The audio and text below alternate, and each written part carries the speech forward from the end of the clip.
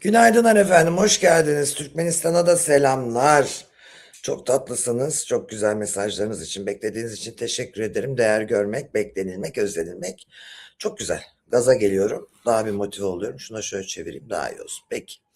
Şimdi neyle başlayalım? Saç yıkama kriziyle başlayalım. Devrim Özkan, dizi çok tuttu biliyorsunuz. Yeraltı dizisi. Ömrüm. Ömrüm dediği kadın da ne işler karıştırıyor. Sinir oluyorum kadına. Zavallı çocuğun, yakışıklı olanın başını belaya sokacak. Zorla kaşınıyor yani. Her neyse. Zaten mafya babasının karısı kıçında etek giymez arkadaş. Her şeyin bir raconu var. Bak, gerçekçi olalım. Tamam mı bak? Bunu senaristlere söylüyorum. Bunu stilistlere söylüyorum. Yeraltı dizisinin stilistlerine söylüyorum. Bunu yapımcıya söylüyorum arkadaşlar. Şimdi normalde böyle bir dünyada, yeraltı dünyasında, tamam mı? Bozo gibi bir adamın, bir mafyözün karısı kıçında etek giymez. Önce Bozo vuruverir onun dizlerinden yani Allah esirgesin. Racon diye bir şey var. Zaten o dizide olan hiçbir mafya, hiçbir alışveriş, hiçbir silah, hiçbir şeyi sevmiyoruz, hoşlanmıyoruz. Elbette kadına şiddete de karşıyız. Ama hayatın olağan gidişatı diye bir şey var arkadaş. Mafya karısını kıçında kırmızı etekle, deri etekle, miniyle oturunca donu gözükecek vaziyette gezdirmez. Yiyorsa gezsin. Her şeyin bir şeyi var, usulü var. Ya siz ne yapıyorsunuz? Sen şimdi hani Californian Housewives filan diye böyle diziler var ya Amerikan. Onları çeviriyor olsan kadının kıçını aç. Şimdi yapımcı diyor ki oyuncunun bacağı güzel açalım. Eyvallah. Bunun kolu çirkin kapayalım. Tamam ama böyle olmaz bak. Dizilerde en önemli şey inandırıcılıktır. Değil mafya babası. Sen Puff Diddy'nin karısı mısın abicim? Sen 50 Cent'in karısı mısın? Onlar da karılarına bir şey giydirmiyor biliyorsunuz. Açık saçık bir göğüs uçlarını kapatıp galaya getiriyorlar ya. Ya bir akıllı bir inandırıcı olur musun? O kadar sert adam olacak. O kadar delikanlı adam olacak. Karısı donla gezecek evde. Başka heriflerin yanında. Arabada, kırda, plajda. Korumasız öyle şakkada şakkada şak. Ya bir mantıklı yapın şu mafya işlerini yani. Hani bir dizi yapıyorsanız illa açacağız diye 3 kişi seyretsin diye yapmayın. Şimdi neyse. Aynı yorum siz de mi yaptınız? Aklı olan yapar arkadaş. Mafyanın karısı donla geziyor. Kıçının hizasının da yukarısında uzuv hizasında etekle geziyor. Böyle bir şey olur mu ya? Böyle bir şey olur mu ya? Ayrıca yani zavallı adamın başını yakacak o da var. Bir de yani öyle o kadar mafya adamsın her şeyin içindesin. Öğrenemedin mi karını kimlerle fingir dediğini evlenmeden önce yani? Pes diyorum. İşte inanıyoruz salak salak seyrediyoruz. Niye? Uraz sevimli diye. Ben seyretmiyorum açıyorum biraz Uraz'a bakıyorum geçiyorum. YouTube'dan seyrediyorum onu da. Neyse geçelim saçının kokusuna. Şimdi verelim bir. Efendim bu bir gündem oldu biliyorsunuz. Neymiş? Yeraltı dizisinde koku krizi. Devrim Özkan'ın saçları kokuyor diye çekimde yönetmen çekimi durdurmuş. Bu da haber olmuş. Şimdi normalde bu kadar çok 24 saat sette çalışan insanların ve bu kadar uzun saç kullanan insanların saçlarını yıkamaları problem arkadaş. Bir fön çektiriyorlar, bir hafta kullanıyorlar. Bir de kuru spreyi dibe sıkıyorlar, o peruk gibi kafayla geziyorlar. İşte kadınların vakti yok, zamanı yok, fön tutuyor, tutmuyor, yayın var, girdin çıktın. Bir de saçı yağlı saçsa tamam bitti bu iş. Bir de nikotin kullanıyorsa üzerine de böyle ağır bir parfüm sıkıyorsa aman diyeyim 550 metreden gelir o koku. Peki kabul de. Kol kırılır yen içinde kalır. Kimi affedersin çünkü aile gibi yaptığın işler bunlar senin. Biz de televizyonda öyleyiz. Hastalanıyorsun, muayyen durumun oluyor, bir şeyin oluyor, sıkıntıya giriyorsun, terliyorsun, ayılıyorsun, tansiyon düşüyor, bayılıyorsun. Bunu ifşa ve rezil etmeye gerek var mı? En kötü sette bile bir saç yıkama lavabosu ve en az 5 kuaför bulunur. Televizyonlarda bile kadrolu kuaförler, makyözler var. Yani kadının saçını bir köşeye çekip yıkayamadınız mı da rezil ediyorsunuz? Ne oldu? Kadının adı Kirli Saçlı'ya çıktı. Var öyle var, o çok konuşuluyor. Yani bazı sunucular hakkında da konuşulur o. İşte kokusu bilmem yolu tutuyordu. Yok teni çok kötü kokardı. Yok vıdır yok zıdır yok bıdır. Bir de zaten çekimde fark ederseniz erkekler de hep terler. Bu gömlek falan çok değiştirilir. Sebebi şudur. Işık çok. Işık. O ışık öyle bir terletir ki adamı, şaşarsın yani. Yaz gibi terlersin. Bir de adrenalin basıyorsun. O da terletiyor. Şimdi neyse, hiçbir şey tabii ki hijyenin ve milletle ağız ağza çalıştığın bir işte başkalarını rahatsız etmenin nedeni olamaz, ama bu şekilde ifşa edilmemeliydi diye düşünüyorum. Dava açıyor tabii, mahkemeye taşındı bu iş. Okuyalım bunu da sizlere, ne olmuş. Açıklaması geliyor Devrim Özkan'ın tabii jet hızıyla. Ben de Şahin gözlerimle size onu okuyayım. Ne demiş? Herkese giydirmiş. Bunu haberi yapan muhabere de giydirmiş. Haklı yani. Sessiz mi kalsaymış? Ama olur arkadaş ya. Birisi yapımcı, içerik, yani uygulayıcı yapımcılar vardır. Böyle büyük yapımcı, patron değil. Hani sette çekim iyi gidiyor mu, o iyi gidiyor mu falan gibi set şefleri vardır. Kızı yanına çekersin, hayatım saçlarını bir daha mı bir fönlesek dersin. Onur kırmadan kibarca halledersin bu işi ya. Bugün şahsıma hedef alan ve hiçbir etik değerle bağdaşmayan haber adı altındaki asılsız iddialar üzerine bu açıklamayı yapma zorunluluğu hissediyorum. Yıllardır süregelen sistematik bir şekilde şahsımı karalamayı ve itibar suikastı yapmayı alışkanlık haline getiren bu şahıs, tire mecra, bugün yine gazetecilik ilkelerini ayaklar altına alarak tamamen hayal ürünü bir senaryoyu servis etmiştir. Bahsettiği kişi Akif Yaman efendim, magazin muhabiri. Geçmişte defalarca yalan olduğu kanıtlanmış iddialarına bir yenisini ekleyen bu zihniyetin tek motivasyonunun etkileşim ve tıklanma olduğu aşikardır. Sadece birkaç beğeni ve daha fazla izlenme uğruna bir insanın emeğini, özel hayatını ve onurunu içe sayarak yapılan bu eylemler ne basın özgürlüğüyle ne de insanlıkla açıklanabilir.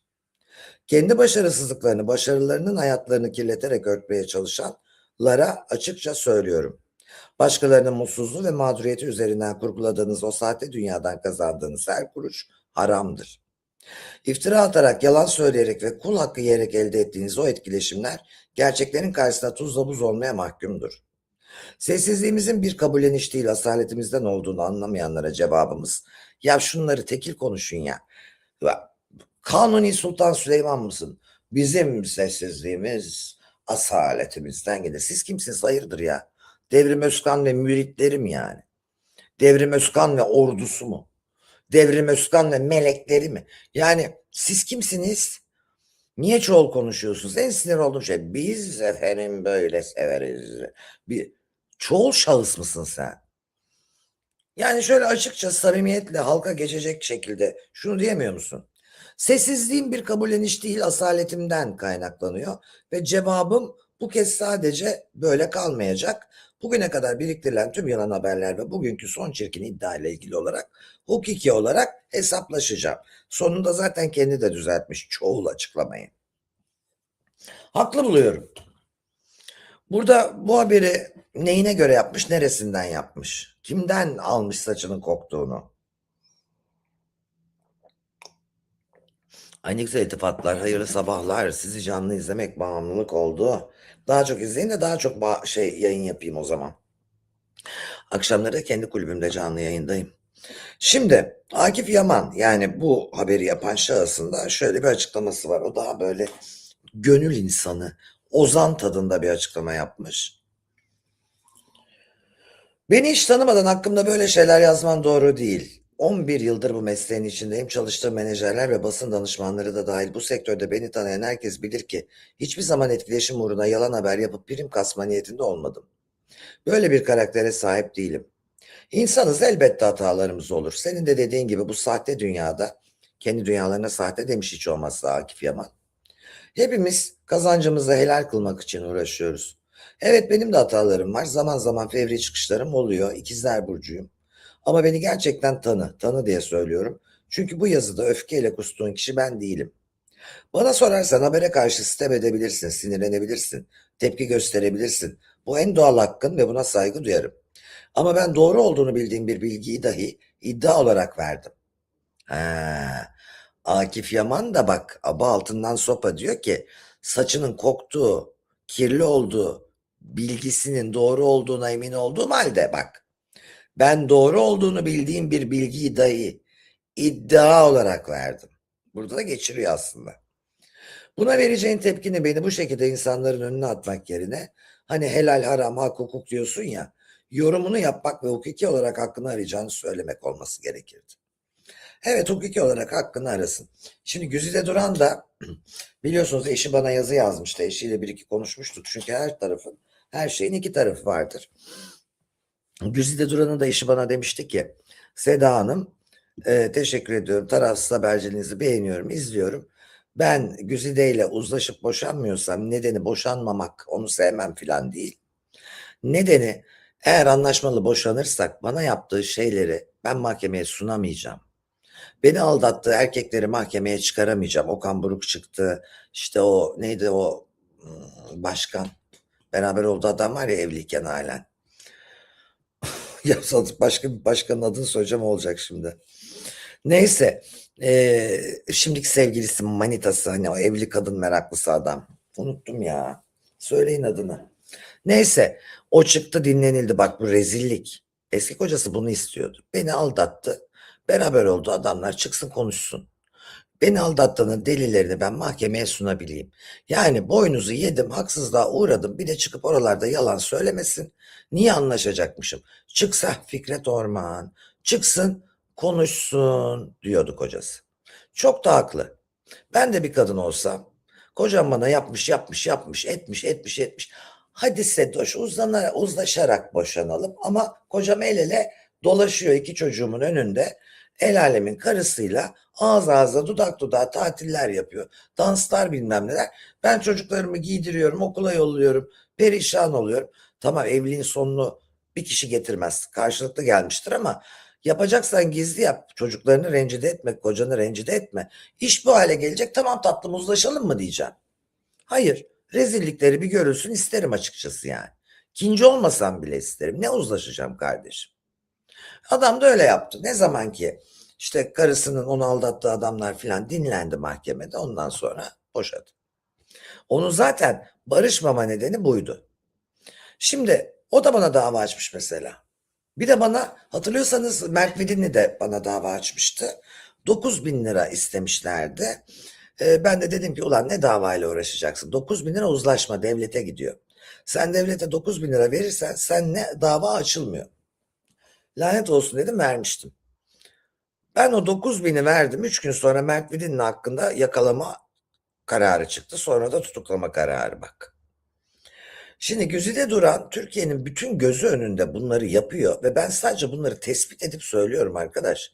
Olmayan bir şey uydurmuyorum ki. Yani herkesin söylediği bir şey söyledim diye, tamam mı? Bana yine dava açılmış. Bu sefer dedim ki uzlaşmıyorum arkadaş. Bırakın da işimizi yapalım yani.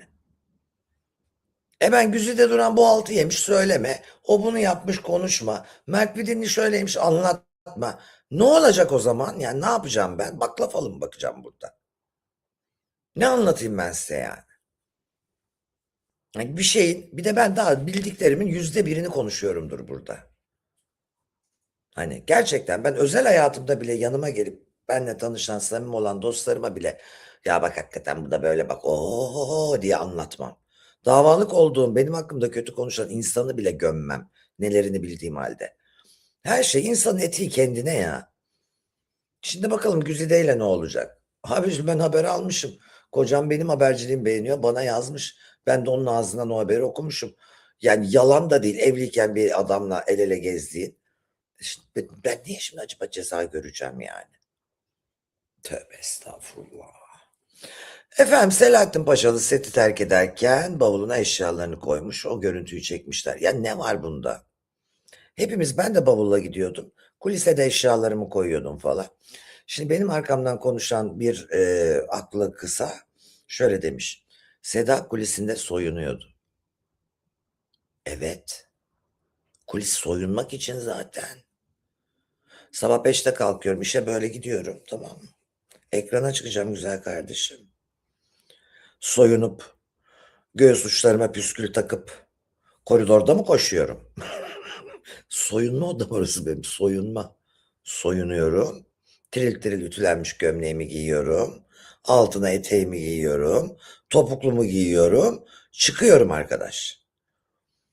Arıza mısınız siz? Bak çıkarılan dedikoduya bak şimdi. Soyunma odasında soyunmak suç. Nerede soyunacaktı? Sahnede mi?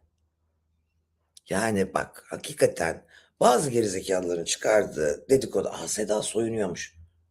Evet. Pijamamla mı çıkacağım? Eşofmanla mı çıkacağım yayına? Evde giyiniyordum bazen. Kırışmayan şeyleri. Ama kırışacak gömleğini de, kırışacak eteğini, elbiseni de iş yerinde giyersin güzel kardeşim ya. Yani ben manyak eleştirilere gerçekten dayanamıyorum. Ama insanların da bir süre hani oturup hani soyunma odasında soyunmak normal midir diye bir düşünmeleri lazım yani. Benim soyunmam normal de senin benim soyunma odama girmen normal değil zaten. Oradan bir bakalım yani. Abuk subuk insanlar, abuk subuk dedikodular. Siz olun içeriye bakın arkadaş.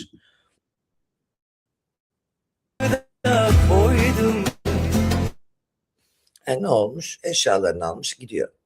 Benim de mesela allık fırçamdan fondötenime kadar bana özeldir. Çünkü kanalda o mallar olsa bile benim cilt tonumda değildir. Gelen her konuğun yüzüne süngerle allık fırçası da sürülüyordur.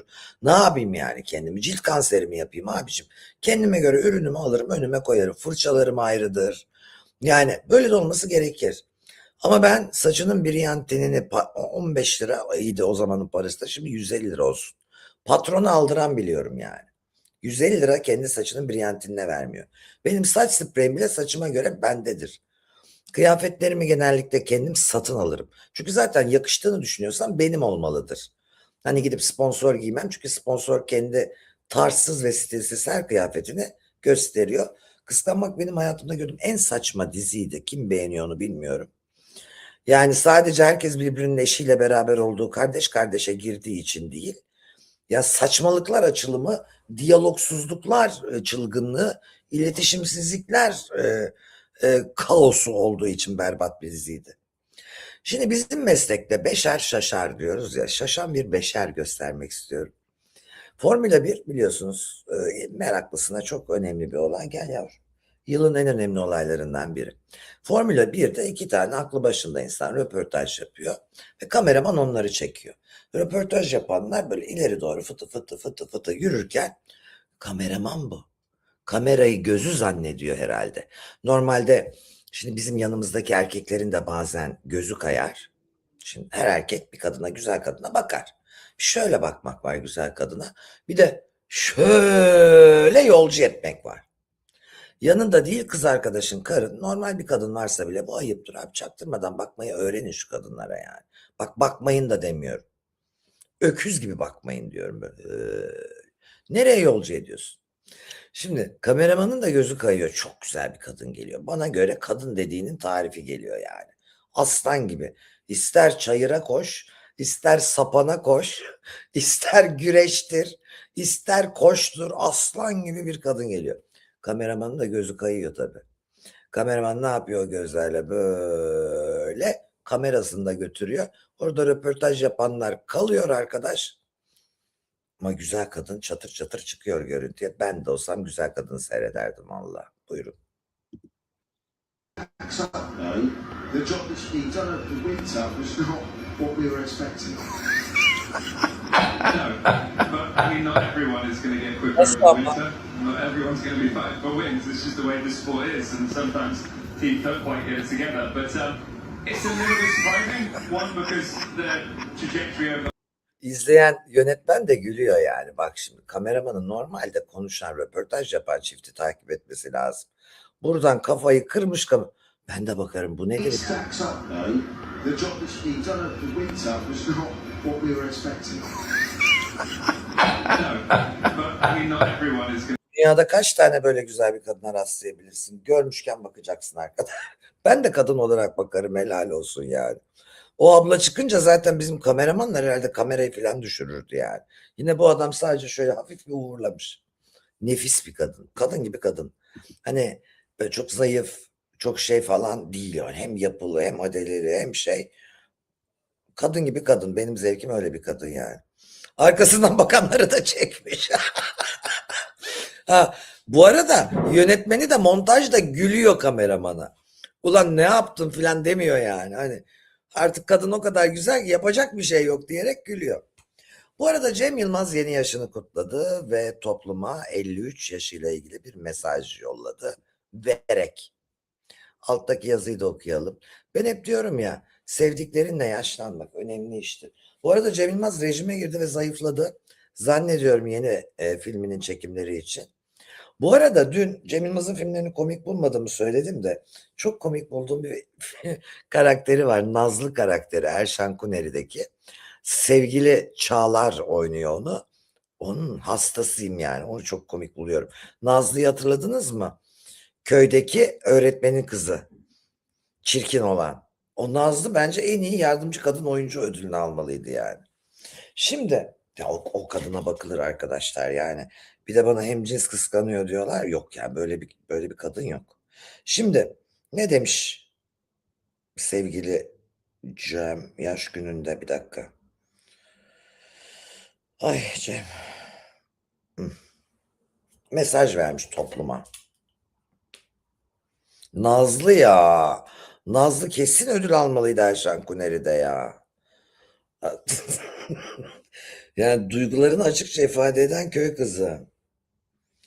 Evet, ben sizden razıyım. Ufak tefek kusurlar olur. Onlar düzelir. Sizlerle geçen 53 yıldan neşe aldım, mutlu oldum. Hoşuma gitmeyen şeyleri de söyledim. Bazen düzelttiniz, bazısı aynen devam. Sağlık olsun diyor, dikkatle takip etmeye devam ediyorum. 23 Nisan Ulusal Egemenlik ve Çocuk Bayramı'nı kutlar. Doğum günü 23 Nisan ya. Hepinize de tavsiye ederim. Nasıl oluyor ya o tavsiye etmek? Her zamanki gibi ısrar yok. You know better. Siz daha iyi bilirsiniz. As always, her zamanki gibi. Sincerely yours, samimiyetle sizin. Faithfully mine, inançla benim. Faithfully yours dedim normalde, o mine demiş orada. Yine bir esprik yapmış İngilizce. Güzel. Şimdi bence Tarkan'la sahneye çıktı ya. Aslında Tarkan'dan bir yaş küçük olmasına rağmen 73 doğumlu. Tarkan 72 doğumlu. Tarkan'dan bir yaş küçük olmasına rağmen Tarkan'ın daş gibi durması yanında oğlu gibi durması moralini bozdu herhalde. Spora filan başlamış. Şey de benim gibi, Cem Yılmaz da benim gibilerden. Böyle biz bir grubuz böyle. Bir şişmanlayıp obezite sınırlarına dayanıp bir zayıflayan. Bir şişmanlayıp bir zayıflayan. Öyle bir insan grubu var. Çabuk zayıflayan, çabuk şişmanlayan. Ben artık istenmeyen kilolarla mücadele kısmını bıraktım arkadaş. O benimle mücadele etsin ya. Hatta geçen gün şöyle bir şey oldu. Çok canım sıkıldı. Yemek yiyeceğim. Bir ilaç kullanmaya başladım. Tansiyonum düşük. Bir iştahımı kesti. Yiyeceğim, yiyemiyorum. Bodrum'a gittim. Bu eşya taşıyacağım buraya. Çok da sevdiğim yiyecekler var orada. Bir de sevdiğim fırın var. Geldi önüme, yiyemiyorum arkadaş. Normalde insanlar yiyemiyorum diye sevinir ya, ben karaları bağladım. Ben yemekten acayip zevk alıyordum. Bir tek zevkim var şu hayatta, yemek yemek. Bunu da yiyemezsem. Ya insan sevin değil mi? Yiyemiyorum, zayıflayacağım, ne güzel forma geliyor. Ben tam tersi. Şu bir tane zevkim var, yemek yemek kardeşim, bundan da zevk almayacaksam ben neden zevk alacağım? Zaten gitmişiz gidiyoruz filan diye. Bayağı bir atarlandım. Çok şükür ertesi gün iştahım açıldı. İştahsız kalmadım, açıldı yani. Bir de ben normalde kahvaltı yapmıyorum arkadaşlar. Öğlen yemeği de yemiyorum. Ben sahur yapıyorum yani. Benim kilo alma sırrım sahur. Benim Ramazan olsun olmasın gece normal uyurum ben, hemen erken uykum gelir. 10-11 uyurum böyle. Bu aralar Ayon'da hep konuşmalarım olduğu için daha geç uyuyorum, 12'de. Bir 2-2.30 mutlaka uyanırım. Bak Gülay da burada şahidim. Yatağımın başına neler var Gülay? Söyle söyle duysunlar. Her şey var. Her şey. Çikolata var, şeker var, Evet. pasta börek var, kek var. 3 çeşit içecek var. Ne var? Aloe veralı bilmem ne içeceği. Çupa çup gazoz. Ya böyle çocuk içecekleri, bir de böyle içecekleri değil. Hani yetişkin içeceği de değil. Çupa çup gazoz ne? Ondan sonra. Bunlar burada böyle bak başımda şimdi ya bak göstereyim ne var ya bak. Bak dün geceden kalma. Büyük boy ha bu. Sürpriz yumurtanın büyük boyu, bu kadarını yiyebilmişim dün girip. Yani normalde bunu bitiririm aslında. Yatağımın başında böyle bak böyle. Hadi uzanıyorum gece. Açıyorum böyle yiyorum. Biraz da televizyon açıyorum. Ondan sonra filtre çok yok hayatım. Fonu blurledim. Fon çirkin olduğu için kendimde yok. Filtrem olsaydı bak şuralarımı düzleştirmiş olurdum. Fon blurlu. Arkayı şey yapıyorsun ya, arkayı beğenmediğim için geçeceğim kitaplığın önüne de kitapları dizemedik. Ondan sonra boğaz çakrasında takılı kalmış. Ne kalmış? Vallahi çakramı seviyorum o zaman yani. Başka bir çakrada takılı kalmadığıma dua etsen yani. Anladın mı? Hepinizin takıldığı çakrada takılı değiliz hiç olmaz. Neyse. Bak yatak başında yemek biriktirmek kıtlık bilincinden kaynaklı olabilir. Olabilir ama benimki daha çok tembellik bilincinden kaynaklı oluyor. Gece o saatte kalktığımda bir şey aramak istemiyorum. O yüzden başucunda biriktiriyorum yani. Hani yoksa deprem olur başıma ev inerse ben açlıktan ölmeyeyim, kıtlıktan ölmeyeyim diye değil de hani gece ben sıcacık yatağımdan kalkıp mutfağa ne eşeleyeceğim diye. Ama tamam söz veriyorum sağlıklı besleneceğim. Artık çocuk değilim. Yaşım kemale erdi.